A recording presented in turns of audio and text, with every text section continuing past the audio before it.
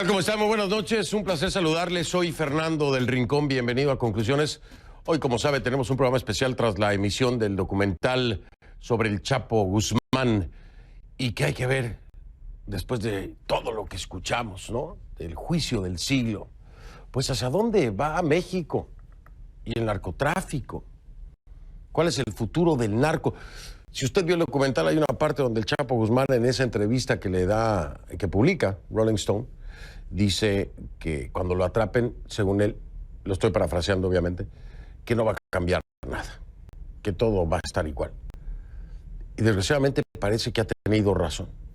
Sobre todo si nos basamos en los hechos más recientes.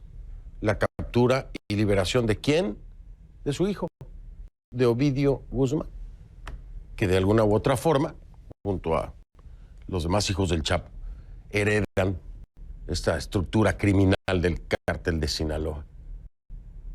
Entonces, ¿tenía razón el Chapo? ¿Hacia dónde va México con el narco? Este es un programa especial. Iniciamos.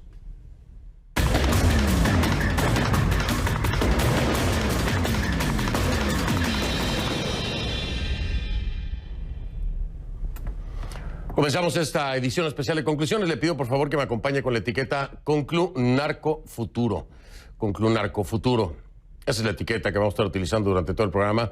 El hashtag, el numeral Conclu Narco Futuro. Sus comentarios a mi cuenta en Twitter, por favor, con esta etiqueta, @soyfdelrincón, @soyfdelrincón, Conclu Narco Futuro, la etiqueta. A ver, la palabra guerra nos hace pensar en situaciones que pasan en lugares lejanos, ¿no? No obstante, en México, no importa cuál sea la estrategia, hay una guerra activa desde hace más de 13 años, mucho más de 13 años, de la que poco se habla internacionalmente. Y es esa guerra contra el crimen organizado.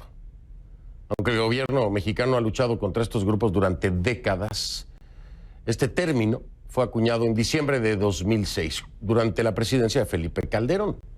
La guerra contra el narco, ¿no? Paralelamente, entre los distintos cárteles siempre han existido enfrentamientos por el control de sus territorios. Los cárteles vienen con números negros. Un informe del Servicio de Investigación del Congreso estadounidense publicado en 2018 estima que desde 2006 se han registrado unos 150,000 homicidios intencionales relacionados con el crimen organizado. No obstante, el número que les presento a continuación es el que le importa a los cárteles. En promedio, los cárteles mexicanos obtienen anualmente entre 19,000 y 29,000 millones de dólares en ganancia por la venta de drogas en Estados Unidos. Esto es anual, ¿eh? Anual.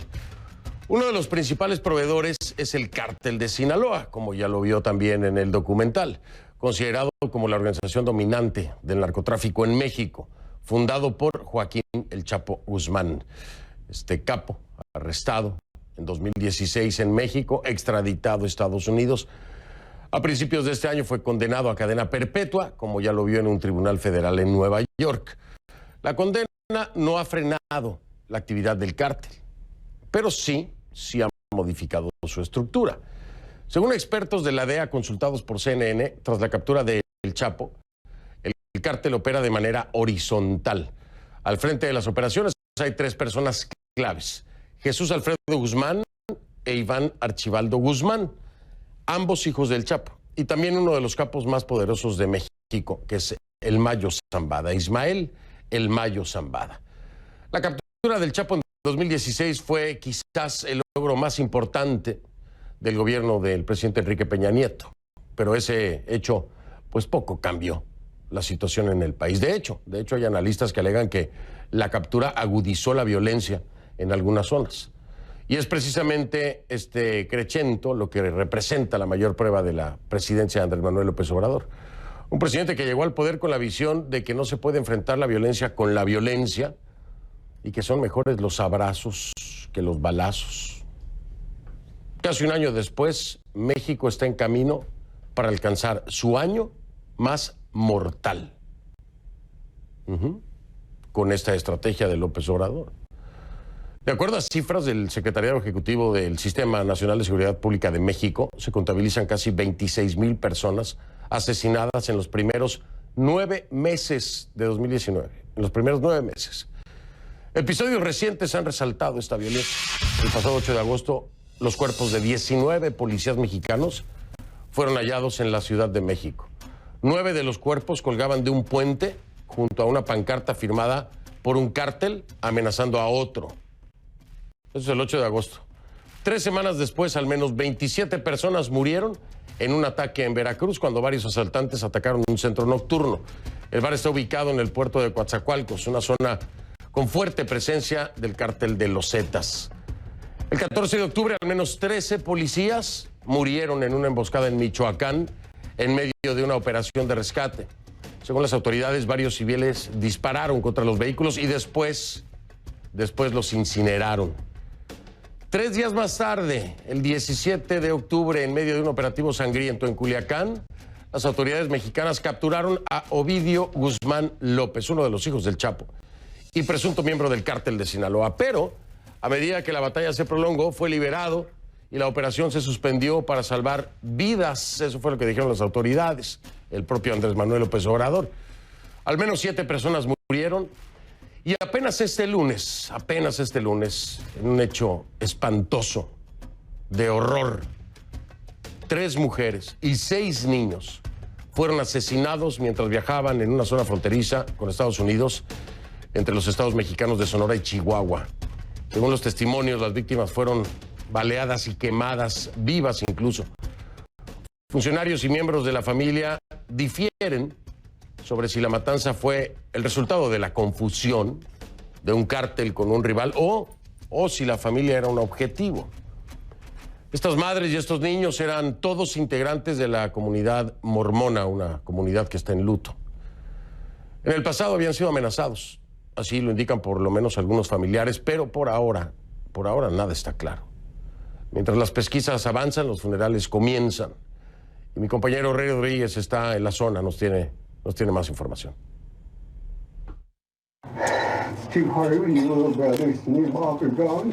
Así le dieron el último adiós a 3 de los 9 miembros de la familia mormona asesinados el pasado lunes, luego de que fueran emboscados por hombres armados cuando viajaban en 3 camionetas.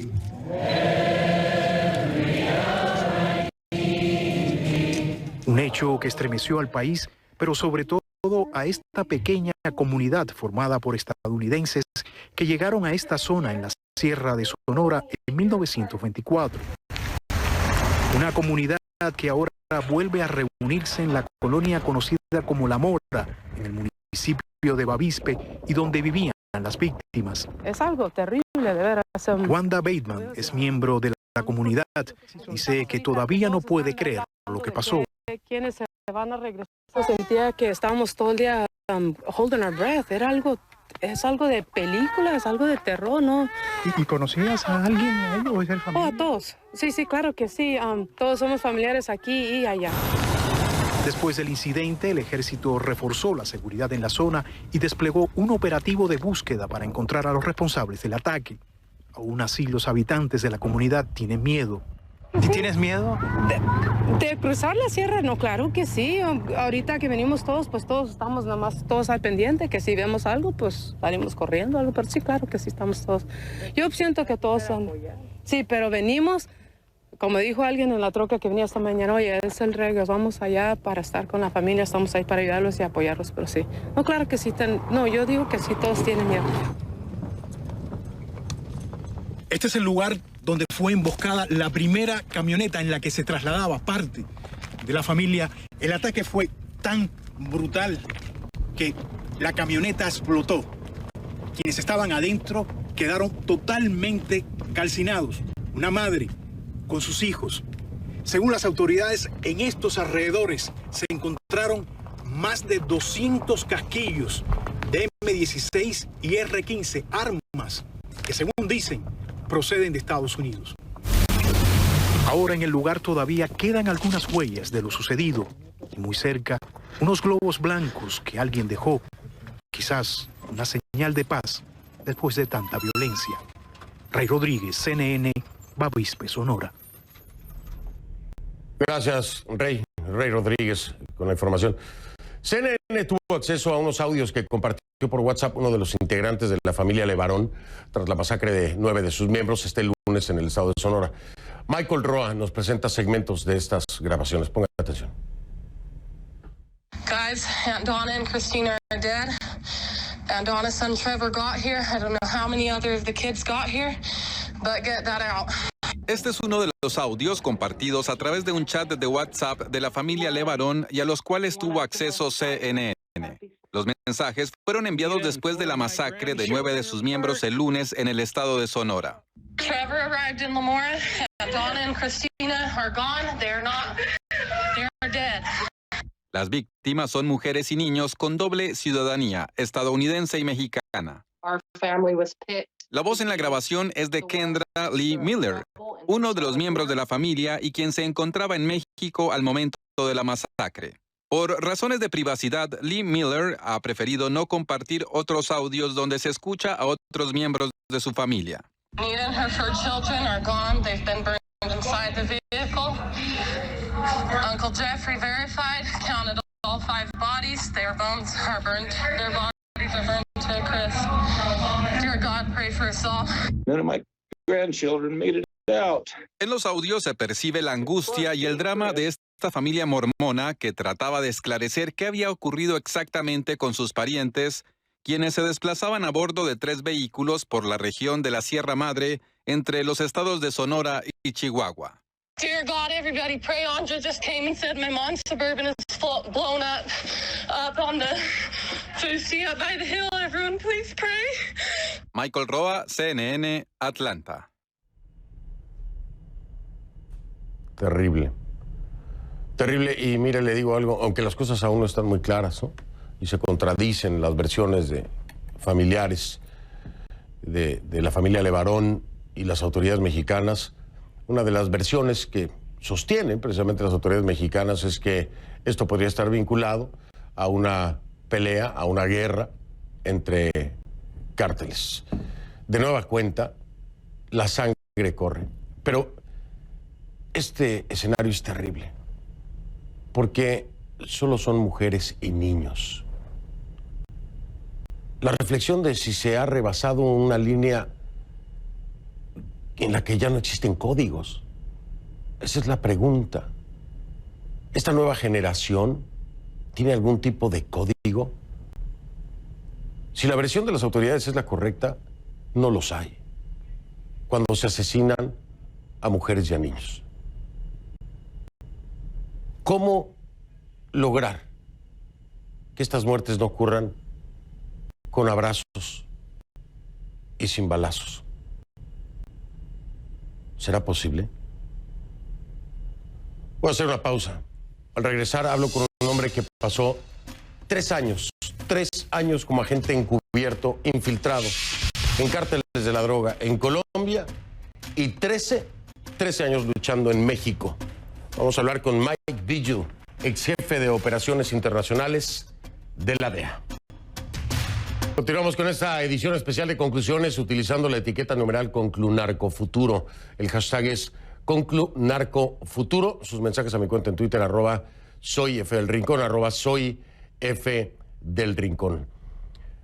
Mire usted, yo creo que a veces las palabras sobran. Le estoy hablando de los hechos ocurridos recientemente, de la familia Levarón.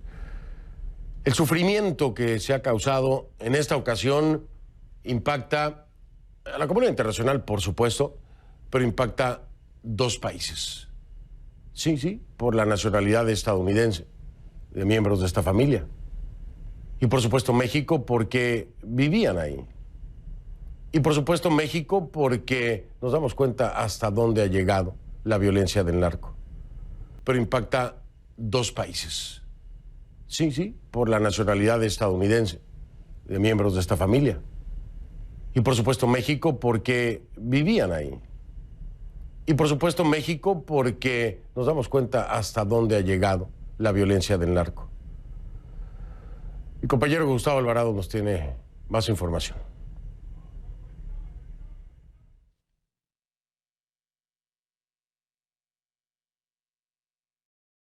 Todos andamos bien nerviosos, bien mucho miedo a toda la gente y pues no se habla de otra cosa más que de eso. Que le echen ganas y que le echen ganas a lo que está pasando y pues lo siento mucho y pues adelante. ¿Una comunidad tranquila, Levarón? Sí, aquí es una comunidad tranquila de trabajo y mucho trabajo aquí ellos dan y no nos faltan el respeto ni nosotros a ellos. Tengo poco tiempo aquí y he podido ver que la gente de Levarón es una persona muy buenas personas, muy ayudadoras, muy hospedadoras. Y este tipo de noticias pues sacuden bastante. Y estamos pues ya mirando también que, por ejemplo, los acontecimientos que han pasado en nuestro México, de tanta violencia y pues la pregunta es ¿cuál será la solución? Entonces cabe recalcar que los restos de las 6 personas que aún quedan por darles sepultura serán entre los cementerios de aquí, de la ciudad de Levarón, al igual que de la ciudad al norte, aquí en Galeana. Así que estaremos muy atentos a este proceso y desde luego les estaremos trayendo toda la información y las imágenes de estos servicios fúnebres. Gonzalo Alvarado, CNN, Levarón, Chihuahua.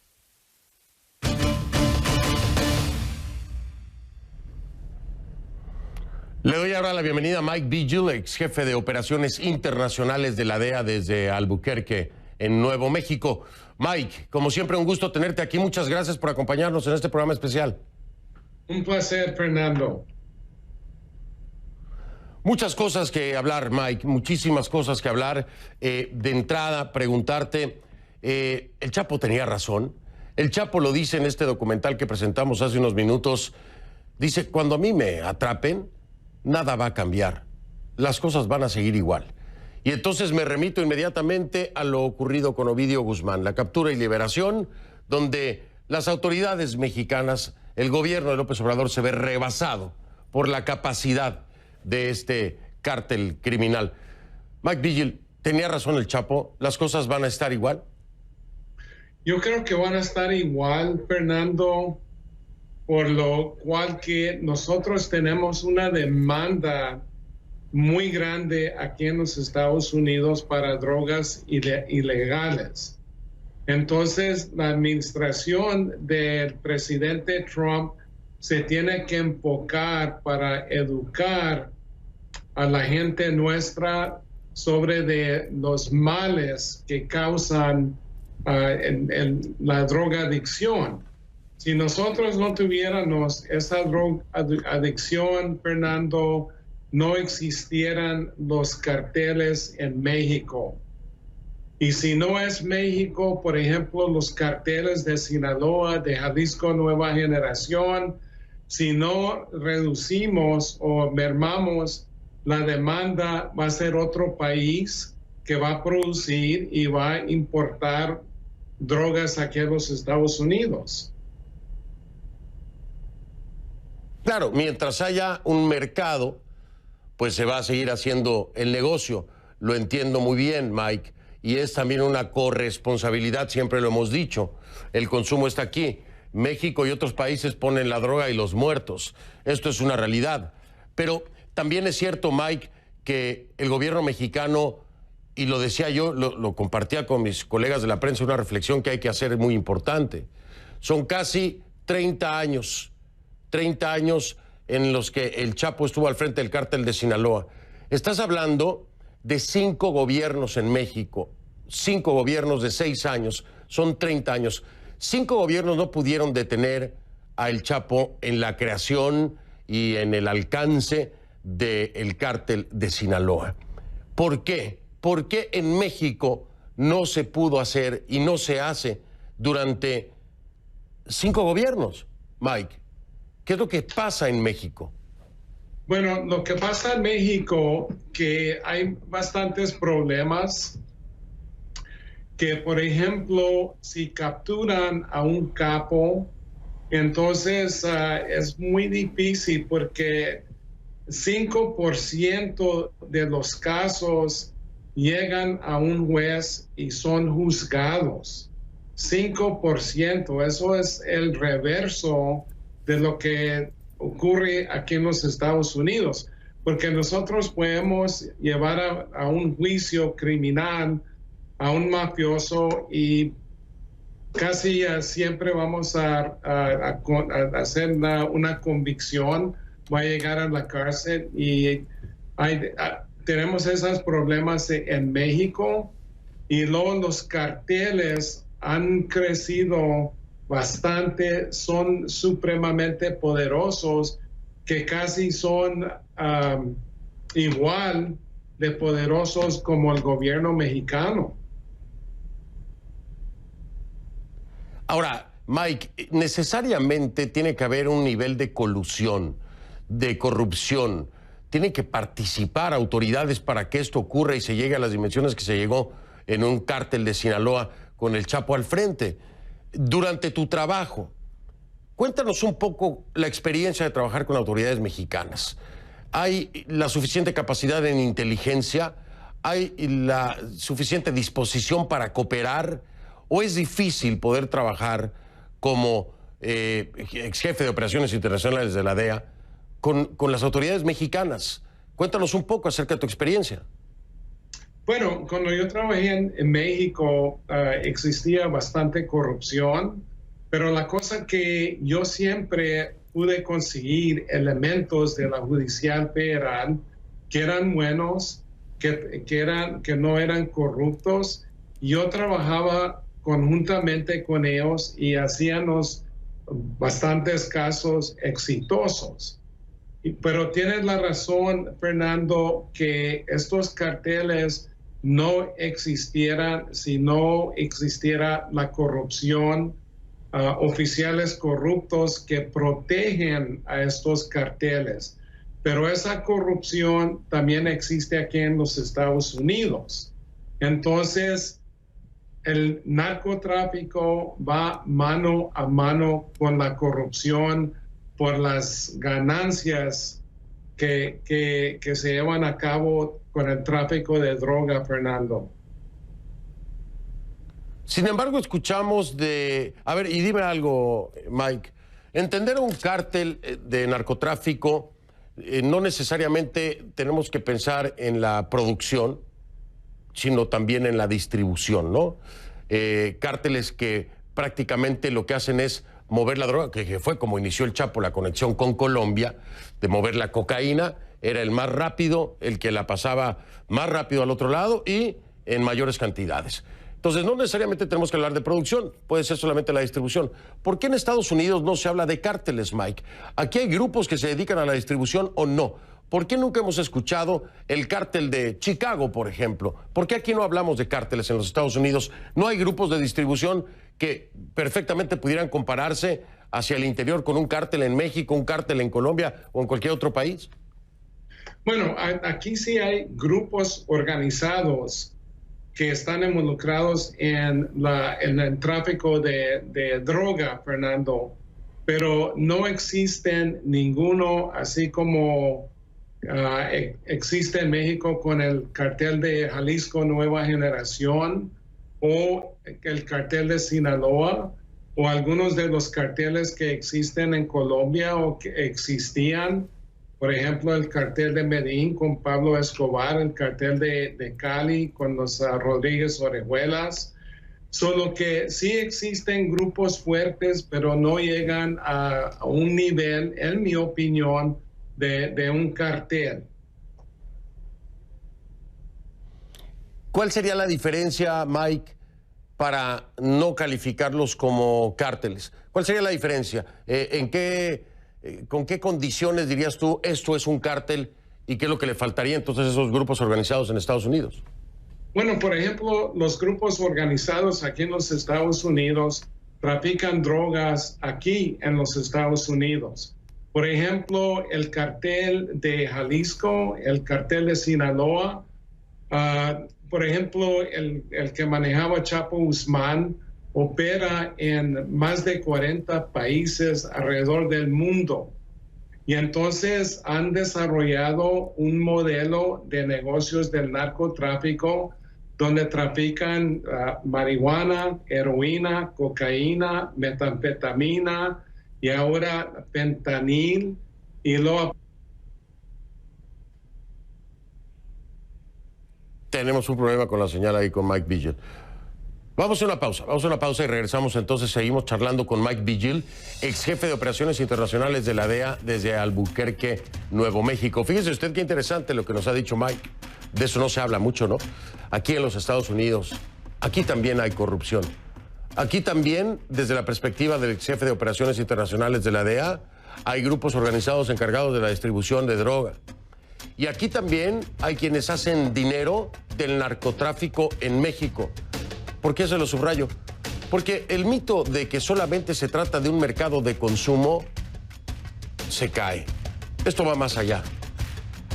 Todo ese dinero, esos miles de millones de dólares, hay quienes aquí también se los guardan en la bolsa. Hago una pausa y regreso con este programa especial.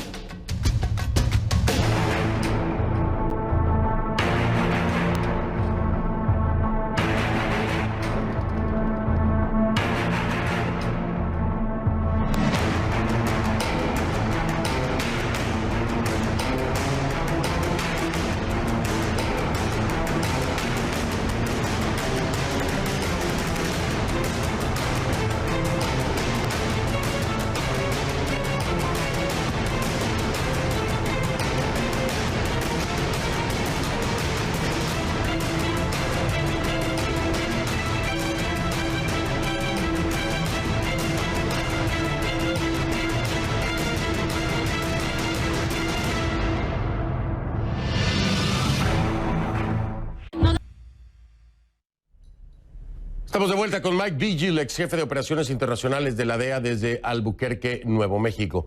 Estamos hablando de temas muy interesantes, Mike, no solamente desde el lado mexicano, sino lo que ocurre aquí en los Estados Unidos.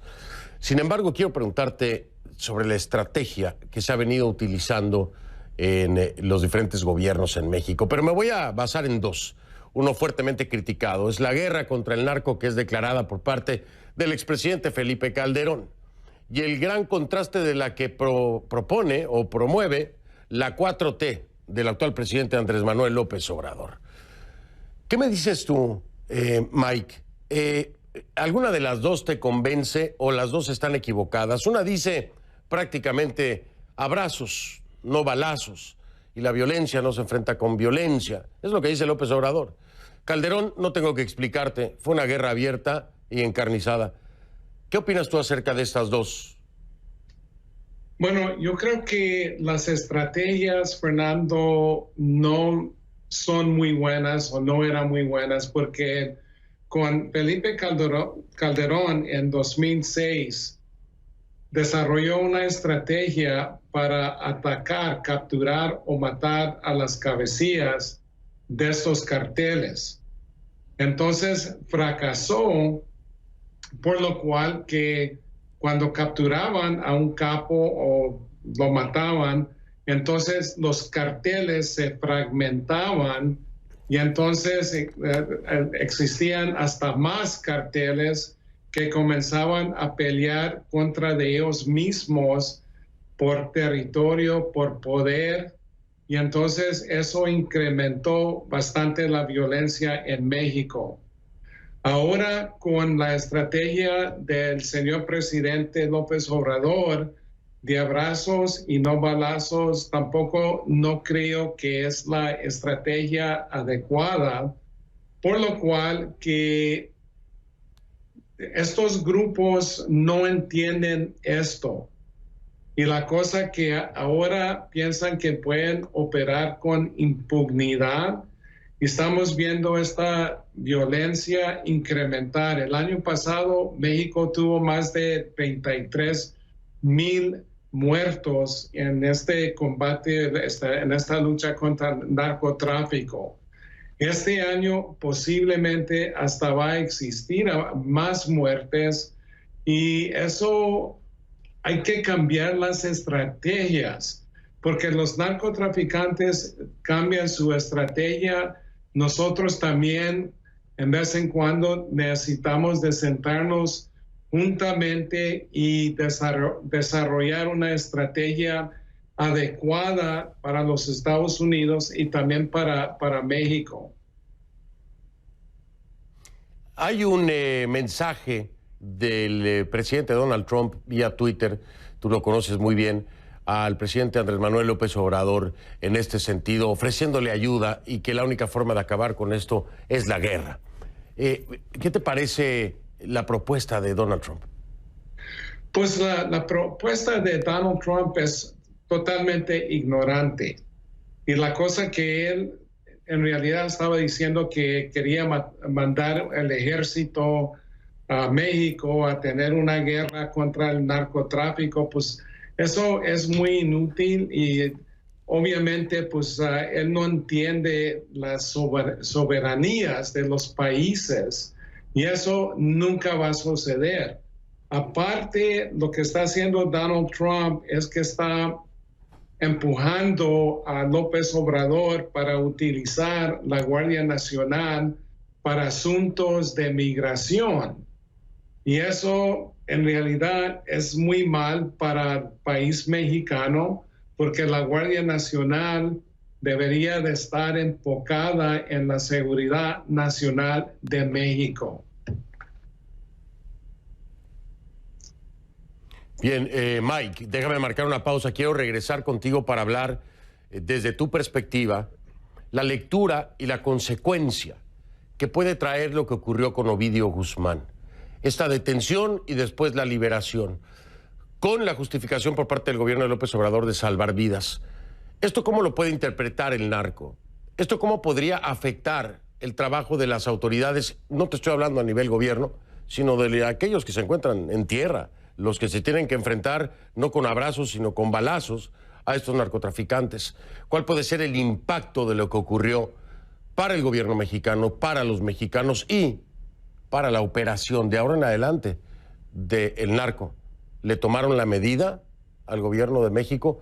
Escuchamos al regresar de la pausa a Mike Vigil, ex jefe de operaciones internacionales de la DEA, sobre este acontecimiento que ha sido duramente criticado.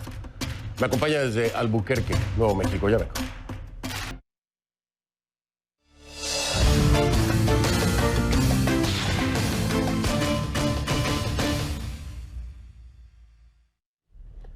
Continuamos con Mike Vigil, ex jefe de operaciones internacionales de la DEA desde Albuquerque, en Nuevo México. Mike, te preguntaba, esto que ocurrió con Ovidio Guzmán, el hijo del Chapo Guzmán, ¿cuál es tu lectura? ¿Cuál es la consecuencia que tú ves puede traer el haber capturado y liberado por presión del narco, haberlo liberado por presión del narco, para el gobierno de México y para el funcionamiento del propio cártel, de los propios narcotraficantes, porque pues le pueden agarrar la medida al gobierno? ¿Cuál es tu lectura de esto, Mike? Fernando, para mí esto mandó un mensaje muy mal para los carteles y eso les dijo a ellos que si el gobierno mexicano captura a un miembro de ellos y ellos van generando bastante violencia, entonces que el gobierno los va a soltar. Y eso para mí es un mensaje muy grave para mandar a estos grupos organizados. Eso es como Benito Juárez luchando para la independencia de México contra los franceses y entregando sus armas porque va a haber muchos muertos. Yo no creo que Benito Juárez hubiera hecho eso. Habría que ponerle el ejemplo a Andrés Manuel López Obrador. Me parece un ejemplo muy difícil de desarmar.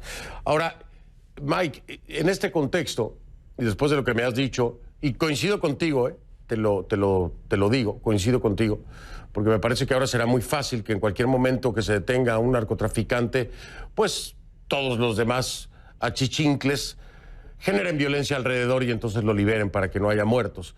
Pero en este contexto, con esta nueva política, con esta nueva estrategia del gobierno mexicano, ¿qué futuro le ves al narcotráfico en México y a la lucha contra el mismo? Bueno, yo creo que va a ser muy difícil para, número uno, atacar a estos carteles. Número dos, para mermar la violencia. Entonces, yo entiendo lo que quiere hacer el señor presidente López Obrador, y eso es mermar la violencia, pero la estrategia que él tiene no va a funcionar, Fernando. Yo creo que va a ser al contrario, que va a generar más violencia de lo que existía. Si en este momento, Mike, se acercara a ti el gobierno mexicano para pedirte orientación como ex jefe de operaciones internacionales de la DEA en estrategia, ¿qué les dirías? ¿Cuáles serían tus recomendaciones principales?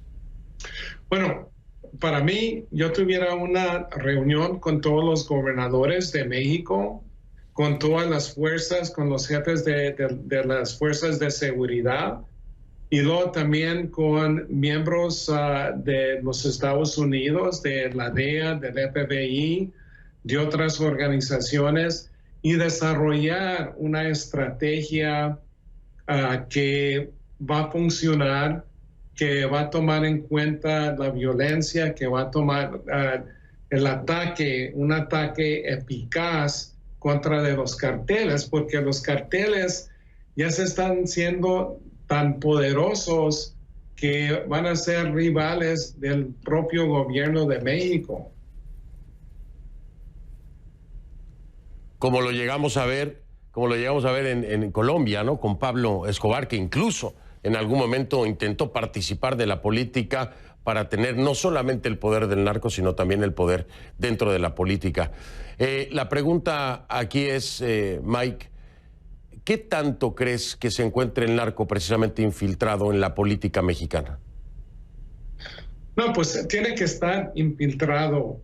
Tienen que estar infiltrados en la política mexicana, porque no pueden existir sin corrupción oficial, sin tener oficiales que van a proteger a esas organizaciones.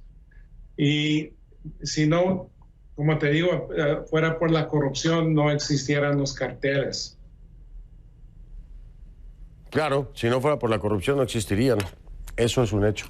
Mi estimado Mike Vigil, contigo puedo estar hablando horas y horas, pero aquí nada más me dan una para hablar y te agradezco mucho que me hayas acompañado. No, pues es un placer, Fernando, y su programa es ejemplar, siempre. Mil gracias, lo recibo con humildad y mi equipo también estas palabras de Mike Vigil. Te mando un abrazo, Mike. Es Mike Vigil, ex jefe de operaciones internacionales. Pase buenas noches.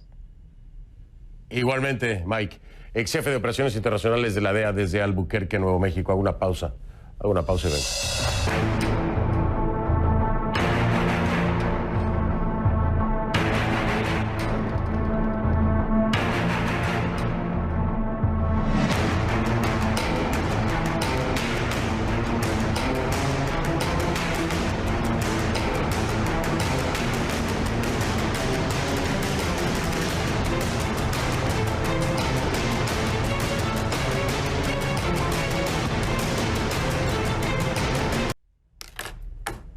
Me pregunta que cuándo se repite el documental de El Chapo. Se va a repetir este domingo 10 de noviembre a las 7 de la noche, hora de la costa este de Estados Unidos, 6 de la tarde, hora de México. Domingo 10, 7 hora de Miami, 6 hora de México, se repite el documental del Chapo. Buenas noches.